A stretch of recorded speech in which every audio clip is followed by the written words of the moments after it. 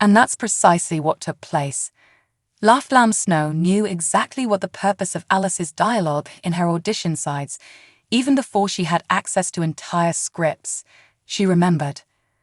At one point, I turned to face Jacob and said, "You take care of yourself, okay?" "I think you're just doing a little too much with that line," said my reading partner, to which I responded, "No, no, no. I believe this little guy is going to suffer a terrible fate." "I think you're just telling him to look after himself," she said. "It isn't that deep, in my opinion." And I say, no, this feeling isn't right. There was a strange feeling that I just felt like I knew that, when I realized that I had the intuition for things like recalls and that kind of thing. It's kind of a lovely narrative, I guess. Sadie Laugh-Lamb Snow was given support by Chyla Leigh in discovering her leadership style on set. Chyla Leigh in the way homey image courtesy of Hallmark Channel. The lovely tale would carry on both on screen and off, with Laugh Lamb Snow encircled by incredibly knowledgeable, compassionate, and encouraging people. For an actor just starting out in cinema and television, starring in such a major production might be a daunting task, but Laugh Lamb Snow has two formidable ladies at her side who are setting the greatest possible example. The way that Chyla and Andy approach leading on a set like this, in my opinion, is very similar in that they both genuinely care about the project and their characters, and they are willing to fight for the integrity of the story and the story itself. Additionally, everyone on the set can see how transparent the creative process is, which creates a culture of, okay, this is how much we're caring about this project. Thus, whether you're a regular crew member or only there for a single day, I believe it inspires everyone to give it their all. You turn to the leaders, and these are the guys expressing their love for both the plot and the program. In the best sense, it spreads easily. It's a really lovely way to open a set, in my opinion, and I truly enjoy it. Laugh Lamb Snow is grateful for Leigh and McDowell's leadership in more ways than one. They're leading by example, which will affect her future on-set demeanor. It's somewhat of a large project, in my opinion, with the pond things. It's chilly, there's a hint of actual danger, and the scenario typically has a lot of emotion. Chyla and I work together on a lot of it. She's very skilled at the stunt work. Since she's done a lot of it herself, I feel like I rely on her a lot when I need advice on whether or not to shoot a scene. Actually, we go quickly, so I need one more minute. Ultimately, though, it comes down to taking precautions, because there's no reason to feel horrible about something you did, and then something untoward to happen. Observing her assume a leadership role, particularly during those instances, makes me feel like I've also discovered my voice. In particular, the young cast, all of us adults playing teenagers, is noteworthy. I love our teen cast, and Andy and Chyla really set the tone for our small family of ladies. I feel like I try to give them the same degree of care when we're together, if I can. I feel like I was trying to channel my inner Chyla in those moments when these kinds of stunt and safety considerations come up, but I can't give anything away. How Alice is changed by time travel in The Way Home. Laugh Lamb Snow stressed that Alice has softened while talking about how her time travel experiences have helped her grow as a person.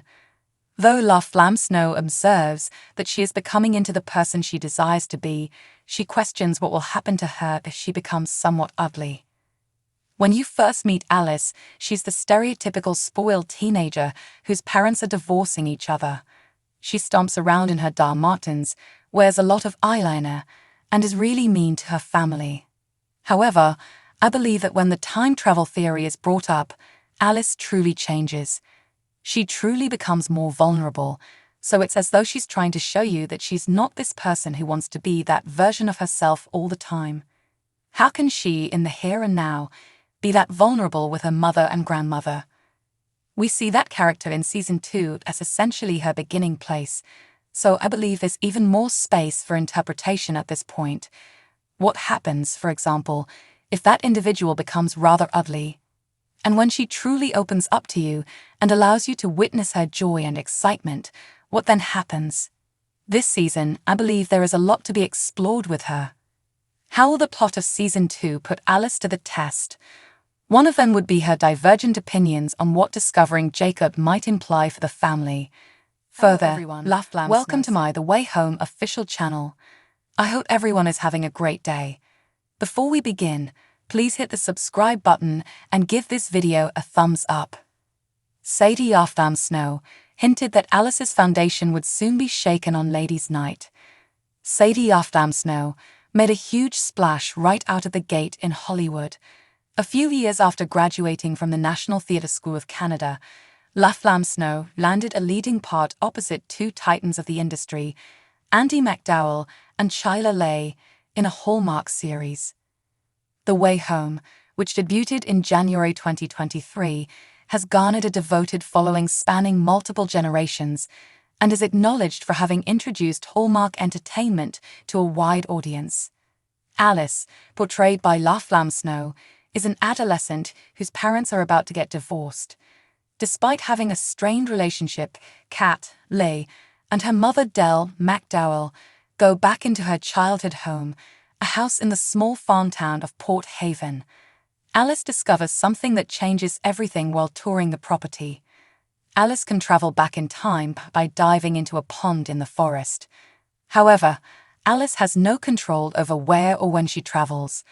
That's up to the pond, which chooses to transport her back to 1999, the year that fundamentally altered Kat and Dell's relationship and life. Snow took the time to join me for a Collider Ladies' Night pre-party conversation as we celebrated the second season of The Way Home on Hallmark Channel. We talked about how she landed such a wonderful opportunity so soon after graduating, how Alice has changed on the show so far, and some potential obstacles the character may face in the second half of Season 2. As there are countless ways to pursue a career in acting, I frequently ask Ladies' Night attendees about lessons they've learned from their education that they still use in their work, and about things that no amount of education could have prepared them for when they take the stage for the first time. Snow gave a particularly nice and pure response to the first portion of the question, which serves as a lovely reminder of why one originally began chasing this desire. One thing I discovered, which I still apply frequently, is how much acting resembles pretend play for young children. I think a lot of people get into acting because, as young children, they have a tremendously creative imagination that never really quits.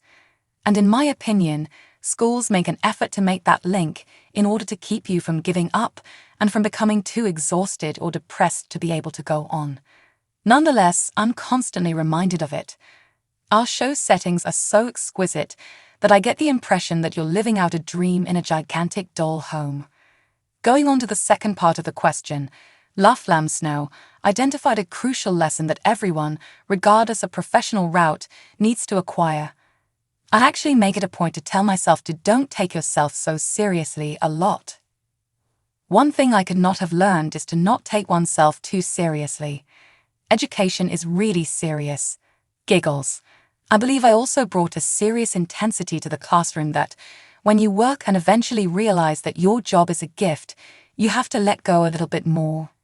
Even though you might not feel prepared or are having a bad day, you still need to go for it since that is what you are supposed to be doing. And you kind of get into the mindset in school of, oh, that wasn't my best, you know what I mean? However, when it turns into a job, you're like, okay, here I am. Therefore, it's been good to understand it a little bit. Although I'm expressing it here, it's difficult to really put into practice, therefore I'll attempt to practice it even more. Sadie, you and I both.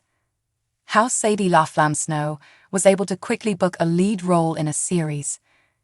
It usually takes a long time, if not an eternity, for an artist to break through with a role like Alice in The Way Home after graduating from college and breaking into the industry. How did Snow achieve such quick success? One thing that immediately comes to mind is her obvious skill, which makes her worthy of this kind of opportunity. However, Snow gave credit to the team that supported her, acknowledging that Alice was the ideal role for her. That part came in, and my incredible team saw it coming from a mile away and said, I think you're going to love this. I just saw you when I read that. It was also humorous because, after hearing that, Occasionally, the audition is sent through, and you're like, oh, really? Is it how you perceive me? Giggles. However, after reading the scene, all I could think was, I just had a feeling that this is something that I'm going to. She was pretty persistent in season 1. She was going to pursue her mission with all her heart. That's what I've always wanted. I believe that she ultimately wants her family to get past Kat's healing process because she is genuinely curious about Jacob's whereabouts. Additionally, I believe Alice is beginning to realize that we must recover. That won't always make us feel better. Season 2 of The Way Home will reveal secrets that cause Alice to doubt the adults in her life.